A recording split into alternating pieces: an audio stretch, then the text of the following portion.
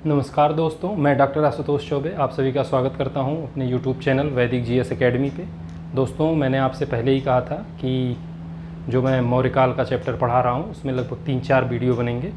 तो कल हमने जो है अशोक का वीडियो देखा था और उससे संबंधित महत्वपूर्ण बातों को हमने समझने की कोशिश की थी। आज जो है हम मौर्यकालीन प्रशासन, अर्थव्यवस्था, समाज इस पर देखेंगे। इसके बाद एक छोटा सा वीडियो मुझे लगता है कि रह जाता है, बहुत सारी चीज़ें हो जा रही थी और मैं नहीं चाह रहा था कि वीडियो बहुत लंबा हो, क्योंकि वीडियो जब लंबा हो जाएगा तो बोरिंग हो जाएगा। और मेरा हमेशा टारगेट रहता है कि आपको छोटे से वीडियो में काम की चीज़ें मैं आपको दे पाऊँ। तो आज जो है हम इसीलिए देखिए मैंने मौर्य वंश विविध कर दिया है, मौर्यकालीन प्रशासन, समाज, अर्थव्यवस्था, जो कुछ भी इसमें है। तो यहाँ से देखिए परीक्षा में हमेशा प्रश्न पूछे जाते हैं। ये ऐसा टॉपिक है कि मौर्यकालीन प्रशासन, अर्थव्यवस्था और समाज से जो है आपको हमेशा कुछ न कुछ जो है क्वेश्चन आ जाएगा आपके एग्ज़ाम में। तो सबसे पहले मैं थोड़ा सा आपको ब्रीफ कर देता हूँ। मौर्यकाल जब आता है हिंदुस्तान में तो एक बड़े लेवल पे जो है साम्राज्य का निर्माण होता है, और साम्राज्य का निर्माण जब बड़े लेवल पे होता है तो राज्य के पास जो है देखिए आय के स्रोत बढ़ते हैं और कर का आधार राज्य के बढ़ जाता है। तो जब कर का आधार बढ़ेगा तो राज्य को बड़े प्रशासन की ज़रूरत होगी, ज़्यादा कर्मचारी चाहिए और विभिन्न तरह के जो है विभाग और प्रशासन में जो भी अंग हैं उनकी आवश्यकता पड़ती है।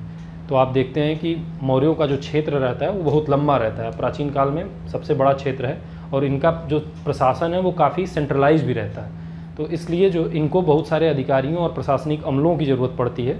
तो हम देखते हैं कि बहुत भारी भरकम जो है इनका प्रशासन दिखता है, तो इसलिए संख्या भी ज़्यादा होती है फैक्ट्स की, उसी हिसाब से। आइए तो महत्वपूर्ण चीज़ों को हम यहाँ देखते हैं। तो देखिए मैंने आपसे, जब मैं आपको स्रोत वाला अध्याय पढ़ा रहा था तभी मैंने आपसे कहा था कि बहुत सारी चीज़ें जब चैप्टर में आएंगी तो वहाँ मैं आपको बता दूंगा। तो उस समय याद करिए कि मैं जब अर्थशास्त्र को बता रहा था, जो आपका धार्मिकेतर साहित्य था, तो वहाँ मैंने आपको कुछ बताया नहीं था। लेकिन देखिए यहाँ अर्थशास्त्र आया है तो मैं थोड़ी सी चर्चा यहाँ कर दूँ आपके साथ कि देखिए जो इसकी भाषा है अर्थशास्त्र की वो संस्कृत है। इसमें 6000 श्लोक हैं टोटल और 15 अधिकरण हैं और 180 प्रकरण हैं। आप जो है इन सारी चीज़ों को भी याद रखिए, कितने श्लोक, अधिकरण और प्रकरण, क्योंकि सीधे सीधे अब क्या होता है यूपीएससी के प्रीलिम्स में या स्टेट पीएससी के प्रीलिम्स में आप देखेंगे कि कूट बना के सीधे यही पूछ दिया जाता है कि अर्थशास्त्र की भाषा ये थी और उसमें इतने प्रकरण या इतने अधिकरण रहे। तो आपको इनके नंबर्स भी याद जरूर करने हैं, क्योंकि वहाँ नंबर्स में कन्फ्यूजन होता है और क्वेश्चन गलत हो जाता है हमारा। तो इस चीज़ का आपको ध्यान रखना है। तो देखिए श्लोक 6000, अधिकरण 15 और प्रकरण 18। अब यहाँ एक चीज़ जो मुझे महत्वपूर्ण लगी आपको जानने की ज़रूरत है और जानना भी चाहिए कि ये जो 15 अधिकरण हैं इनसे इनके जो संबंधित विषय हैं उन अधिकरणों में वो भी बहुत महत्वपूर्ण है। तो उसमें देखिए मैं 15 की चर्चा नहीं करूँगा, 6 अधिकरण हैं जो बहुत महत्वपूर्ण हैं और उनके विषयों को आपको जानना चाहिए। तो मैं उसको बता देता हूँ आपको। देखिए जो पहला अधिकरण है वो है राजस्व प्रशासन से संबंधित है। दूसरा अधिकरण जो है वो नागरिक प्रशासन से संबंधित है। फिर तीसरा अधिकरण जो है वो दीवानी न्यायालय या दीवानी कानून से संबंधित है। चौथा अधिकरण फौजदारी कानून से संबंधित है। फिर 5वें अधिकरण में सभासद और कर्मचारी यानी जो अधिकारी वर्ग है उसका वर्णन जो है कौटिल्य ने किया है। फिर जो छठा अधिकरण है ये देखिए बहुत महत्वपूर्ण है, आपको ये याद रखना चाहिए सिंगल फैक्ट के तौर पर भी कि आपसे पूछा जाता है कि सप्तांग सिद्धांत, वो जो है इसी छठे अधिकरण में है अर्थशास्त्र के। और ये सप्तांग क्या है, 7 अंग थे ये प्रशासन के, उसको मैं आपको समझा देता हूँ। इसमें देखिए जो 7 अंग है, पहला अंग है स्वामी अथवा राजा, दूसरा अमात्य या मंत्री, तीसरा जनपद, उसके बाद जनपद का मतलब उस समय क्षेत्र से है, और चौथा जो है दुर्ग, दुर्ग मतलब किला, उस समय प्रशासन का महत्वपूर्ण अंग होता था। फिर कोष यानी राजकोष की बात की जा रही है।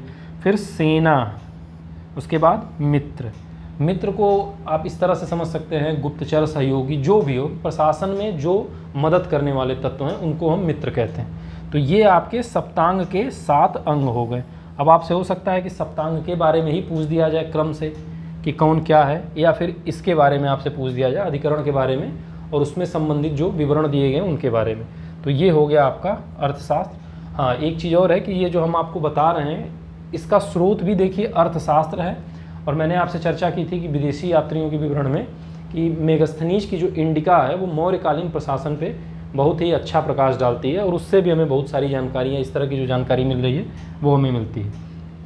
तो अब देखिए मौर्यकाल का जो प्रशासन है उसमें हम केंद्रीय प्रशासन से और ग्राम प्रशासन तक के, देखिए मैंने चीज़ों को नीचे क्रम वाइज लिख रखा है, यानी सबसे नीचे सबसे छोटी इकाई, उसके बाद उससे बड़ी, उसके बाद उससे बड़ी, इस तरह से सबसे बड़ी ऊपर और सबसे छोटी नीचे।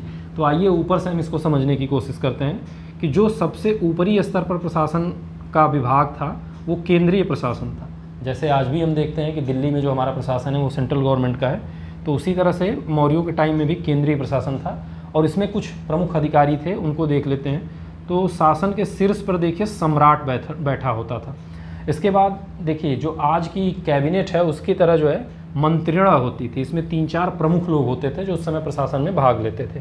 फिर एक इकाई है मंत्रिपरिषद, जैसे आज आप मंत्रिपरिषद देख रहे हैं उस तरह से। फिर प्रमुख अधिकारी जो होते थे उनका एक विभाग होता था जिसे अध्यक्ष कहा जाता था। ये बहुत ही महत्वपूर्ण है और आगे मैं आपसे इसकी चर्चा भी करूँगा। अब केंद्र के नीचे देखिए प्रांतीय प्रशासन होता था और प्रांतीय प्रशासन में भी मंत्रिपरिषद और राज्यपाल या कुमार ये प्रमुख पद होता था। और जनरली आप याद रखिए कि जो मौर्य काल में राजकुमार या कुमार का पद होता था वो जो राज परिवार का व्यक्ति होता था, संबंधित व्यक्ति होता था, उसको दिया जाता था। और हम जानते भी हैं कि जो अशोक था वो उज्जैनी का राज्यपाल था। जब वो शासक बनने से पूर्व जो है बिंदुसार के समय अशोक उज्जैनी का राज्यपाल रहता है और वहीं देवी नाम की एक महिला रहती है, उससे उसकी शादी होती है, तो वो उज्जैनी का राज्यपाल रहता है। अब इसके बाद देखिए प्रांत के नीचे मंडल आता है। मंडल मतलब आज की आधुनिक जो कमिश्नरियाँ होती हैं उस तरह से। और उसके बाद जो है इसके नीचे जो प्रशासन आता है वो है आहार। आहार का मतलब हो गया आज का जिला प्रशासन आपका। अब देखिए जो जिला प्रशासन था इसी को जो मेगस्थनीज है वो अपनी इंडिका में एग्रोनोमोई कहता है। जो विषयपति होता है या विषय या आहार जिसको कहते थे जिला इकाई को, तो जो विषयपति होता है उसको इंडिका में अपने मेगस्थनीज एग्रोनोमोई बोलता है। और परीक्षा में हमसे एग्रोनोमोई भी पूछा जाता है। और एग्रोनोमोई देखिए सड़क निर्माण का भी कार्य करता था। ये क्या करता था? सड़क निर्माण का कार्य करता था। तो आपको ये भी याद रखना है। अब आहार से नीचे की जो इकाई प्रशासनिक है वो है स्थानिक। इसको आप समझ सकते हैं कि यह 800 ग्रामों का समूह था। इसमें कितने ग्राम थे? 800 ग्राम। फिर जो स्थानिक के नीचे की इकाई है वो है द्रोणमुख। द्रोणमुख 400 गांवों का समूह था। इसके नीचे है खारवटिक या 200 ग्रामों का समूह था। फिर है संग्रहण 100 ग्रामों का समूह था। तो आप एक चीज़ और याद रखिए, यहाँ मैं छोटी सी चीज़ बता देता हूँ कि आप अब सबसे नीचे ग्राम था। अब यहाँ याद रखिए कि ये 4 दे के और इन ग्रामों की संख्या पूछ ली जाती है कि स्थानिक 800, द्रोणमुख 400, खारवटिक 200, संग्रहण 100।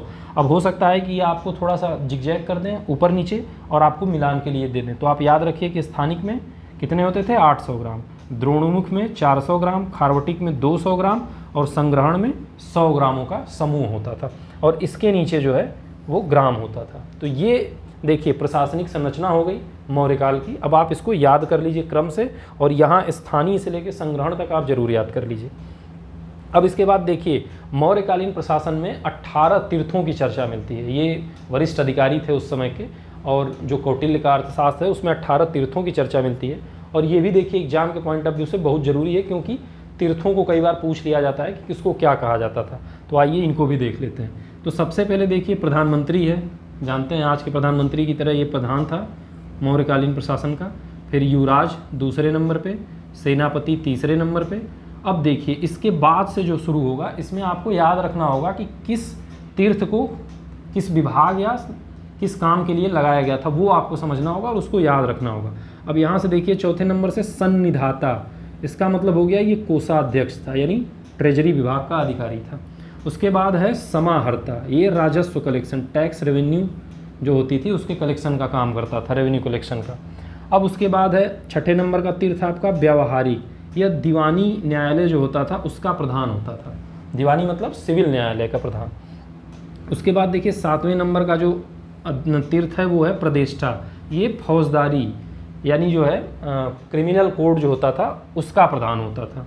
फिर है महामंत्री परिषद या मंत्री परिषद अध्यक्ष, तो ये मंत्री परिषद का प्रधान होता था। अभी देखिए मैंने आपसे यहाँ मंत्री परिषद की चर्चा की थी केंद्रीय प्रशासन में, तो इसका प्रधान जो था वो मंत्री परिषद अध्यक्ष होता था। फिर एक अधिकारी है देखिए, ये है दंडपाल, 9वें नंबर का जो तीर्थ है, तो ये सैन्य सामग्रियों का प्रधान होता था। यानी आप ये समझिए कि जो लड़ाई के औजार होते थे उनका प्रमुख होता था ये। फिर 10वें नंबर का जो तीर्थ है वो है दुर्गपाल। ये साम्राज्य के अंदर जो दुर्ग होते थे उनका प्रधान होता था। साम्राज्य के अंदरूनी भाग में जो दुर्ग होते थे उनका प्रधान दुर्गपाल होता था। फिर 11वें नंबर का तीर्थ है नागरक, यानी नगर का प्रमुख अधिकारी होता था। फिर आटविक है, ये वन विभाग का प्रमुख होता था। फिर कारमांतिक, ये कारखाना प्रमुख होता था कारमांतिक। फिर नायक, सेना का संचालक होता था युद्ध में। फिर है दौवारिक, दौवारिक राजमहल का प्रमुख होता था, राजमहल के अंदर रखरखाव का जो काम किया जाता था। फिर आंतरवशिक है, यह अंगरक्षक सेना का प्रधान होता था। जैसे आज आप देखते हैं कि एसपीजी चलती है प्रधानमंत्री के साथ, उस समय जो है मौर्य प्रशासन में जो सम्राट होता था उसके साथ अंगरक्षक सेना होती थी और उसका जो प्रधान होता था वो अंतर्वशिक होता था। इसके बाद देखिए अंतपाल था। अंतपाल क्या है? सीमावर्ती दुर्ग। दुर्गपाल आपने देखा कि जो साम्राज्य के अंदर होते थे, और अंतपाल मतलब सीमा के लास्ट पे, सीमांत पे जो आपके दुर्ग स्थापित होते थे राज्य की बाउंड्री पे, उसका प्रमुख होता था। फिर 18वें नंबर का जो तीर्थ है प्रशासता, वो राजकीय दस्तावेज यानी आर्काइव्स का प्रमुख होता था, जहाँ राजकीय लेख, पत्र लेख और इस तरह के डॉक्यूमेंटेशन करके पत्रों को रखा जाता था, उनका भी चीफ होता था प्रशासता। अब देखिए 18 तीर्थ के अलावा 28 अध्यक्षों की चर्चा है। कहाँ? अर्थशास्त्र में कौटिल्य के। तो यहाँ पे मैं सारे अध्यक्षों को नहीं लिखा है मैंने, जो परीक्षा के लिहाज से ज़रूरी है उनकी चर्चा मैं आपसे कर देता हूँ। तो देखिए सीता अध्यक्ष, और एक ज़रूरी बात है कि आप इन अध्यक्षों को याद करिए, बहुत ही कन्फ्यूजिंग है ये। जब हम अध्यक्षों पे आते हैं तो इतने अध्यक्ष हो जाते हैं कि हमें ये पता नहीं चलता कि कौन सा अध्यक्ष कहाँ चला गया। तो इन अध्यक्ष को याद रखना ज़रूरी है आपको, और इसका कोई दूसरा तरीका भी नहीं कि आप अपने दिमाग में कुछ ट्रिक बनाइए और उनको याद कर लीजिए। अब जैसे देखिए सीता अध्यक्ष, तो ये कृषि विभाग का प्रमुख था। अब विविता अध्यक्ष, ये चारागाह विभाग का प्रमुख। अकरा अध्यक्ष, अकरा खान विभाग का प्रमुख। पौतवा अध्यक्ष, अब पौतवा है तो नाप तौल, पोत मत समझिएगा, माप तौल का अधिकारी था। फिर है लक्षणा अध्यक्ष, यह छापे खाने या टकसाल का प्रमुख होता था। लक्षण यानी मुद्राओं पे छापने और सिक्का बनाने का जो अधिकारी था वो था। फिर है पर्ण्या अध्यक्ष, पर्ण्या अध्यक्ष मतलब वाणिज्य का जो प्रधान था वो आपका पर्ण्या अध्यक्ष था। इसके बाद देखिए संस्था अध्यक्ष, जो व्यापारिक मार्ग होते थे उनका प्रधान जो होता था उसको संस्था अध्यक्ष कहते थे। फिर है सूना अध्यक्ष, यह बूचड़ खाना यानी स्लाटर हाउस जो था उसका अध्यक्ष होता था। इसके बाद नवा अध्यक्ष, नवा यानी नौ जहाजरानी, जल से संबंधित है तो नवा अध्यक्ष। फिर है माना अध्यक्ष, यह दूरी और समय का प्रबंधन करता था ये अधिकारी। अब जैसे आज आप ये समझिए कि सड़क निर्माण होता है तो हम तय करते हैं ना, पिलर लगते हैं कि कौन कितने दूरी पे है, और समय का निर्धारण ये करता था। फिर है अक्षपटला अध्यक्ष, यह महालेखाकार होता था, अकाउंटेंट जनरल। तो ये जो जरूरी अध्यक्ष थे वो मैंने आपको बता दिए, और उनको आप याद कर जाइएगा ज़रूर से, क्योंकि ये बहुत पूछे जाते हैं, है ना। चाहे आप यूपीएससी का एग्ज़ाम देखिए, स्टेट पीएससी का देखिए, या कोई भी वनडे एग्ज़ाम देखेंगे, ये सारी चीज़ें आपसे ज़रूर पूछी जाती हैं। अब इसके बाद देखिए, अगर हम कुछ प्रांत हैं, प्रमुख प्रांत और उनकी राजधानियाँ जो हैं मौर्य काल में, उनको देख लेते हैं।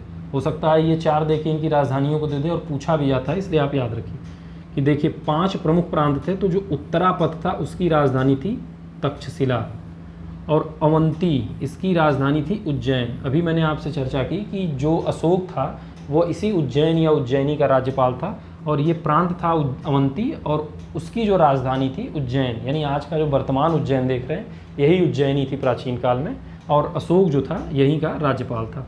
फिर तीसरा प्रांत है इसका कलिंग, इसकी राजधानी तोसली थी। फिर चौथा प्रांत है इनका प्राच्य, राजधानी है पाटलिपुत्र। प्राच्य मतलब देखिए पूरब भी होता है, तो इससे भी आप ध्यान रखिए कि पूर्वी हिस्से में था तो ये पाटलिपुत्र राजधानी। फिर दक्षिणापथ यानी दक्षिण में, और इसकी राजधानी सुवर्णगिरी थी। ये आपको याद रखना है। अब इसके बाद न्याय प्रशासन देखिए, 2 टाइप की न्याय प्रणाली थी, जैसे हम आज भी देखते हैं। तो पहला था धर्मस्थी यानी दीवानी न्यायालय, और दूसरा है कंटक शोधन यानी फौजदारी न्यायालय। तो आप कंटक शोधन और धर्मस्थी याद करिए। और जो दीवानी न्यायालय का प्रधान होता था वो व्यवहारिक था। देखिए मैंने आपको यहाँ व्यवहारिक बता रखा है इसमें भी। है ना। अब उसके बाद जो है कंटक शोधन का जो प्रधान था वो प्रतिष्ठा था, यानी फौजदारी न्यायालय का, क्रिमिनल कोर्ट का जो प्रधान था वो प्रतिष्ठा था। अब न्याय प्रशासन के बाद इन मौर्य काल से संबंधित हम कुछ करों के बारे में जान लेते हैं।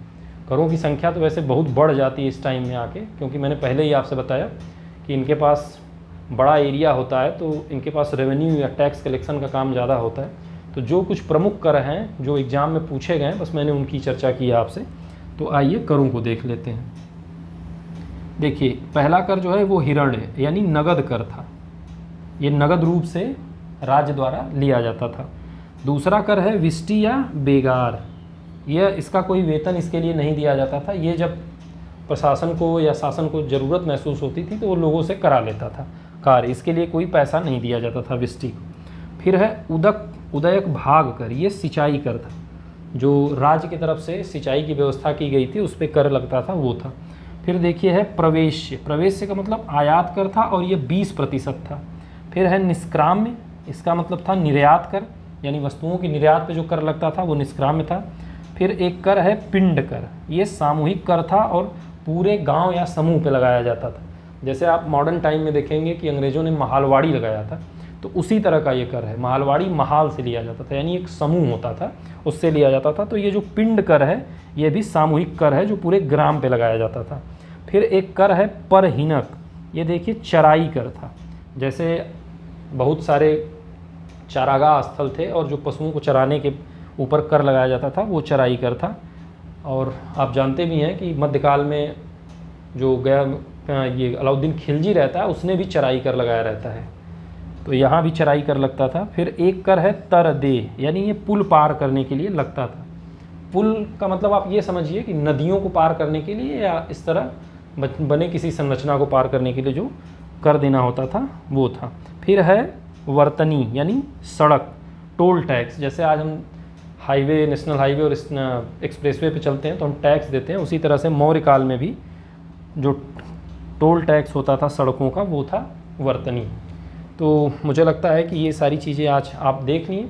अब इससे संबंधित एक और वीडियो होगा जो 10-12 मिनट का मुश्किल से होगा मुझे लगता है, वो कल मैं आपको बना दूंगा और मौर्य काल आपका ख़त्म हो जाएगा। और मैं ये पूरे विश्वास के साथ कहता हूँ कि जितना मैंने आपको बताया अभी मौर्य काल में, अब शुरू से लेके अभी तक पूरा मौर्य काल देख लेंगे तो अगर बहुत टफ प्रश्न अगर नहीं पूछे जाते हैं तो यहाँ से आपके प्रश्न गलत नहीं होने चाहिए। और जो जो मैंने आपको यहाँ बताया था ध्यान देने के लिए, आप उसको ध्यान से याद कर लीजिए, है ना। और आज की क्लास यहीं ख़त्म होती है। कल जो है हम लोग इसका जो दूसरा पार्ट होगा उसको लेके मिलते हैं। अभी के लिए धन्यवाद।